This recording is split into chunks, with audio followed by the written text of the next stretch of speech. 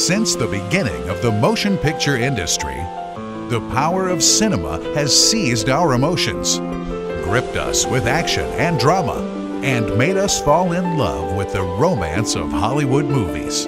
Yet behind the curtain is a much different paradigm, the inner makings of the motion picture, and the business model that also has the power to crush dreams or create capital wealth. It's the story of Hollywood's silver screen, from the ruthless rules of reality to striking gold. Today, billions of dollars are spent on entertainment movie tickets, DVDs, on-demand media streaming, Netflix, cable, soundtracks, CDs, merchandising, action figures, and now new media, iPod trailers, cell phone downloads.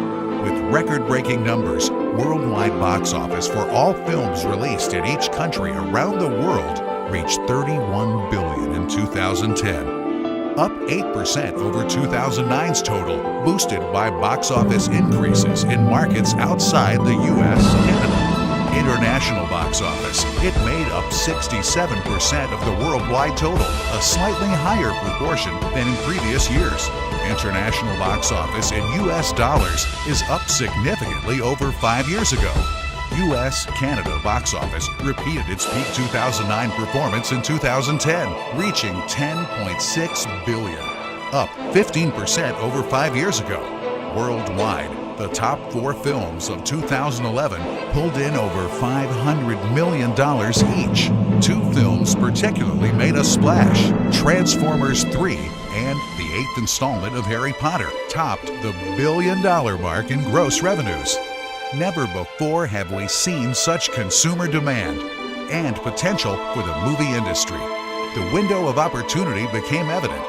The grand scale, high-ticket motion pictures whose investment dollars could take years to recoup could be supplemented by lower-budgeted, well-written films with high entertainment value.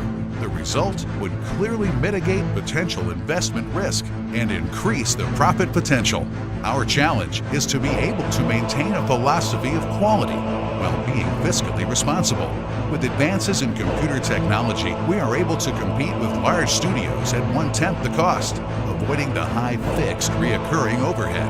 For example, 2012's epic movie, Disney's John Carter, was budgeted at $300 million to produce, but generated $72 million in the U.S. and $188 million worldwide. On the other hand, a small investment of $11 million into the independent action film The Fighter produced over $130 million in worldwide revenue.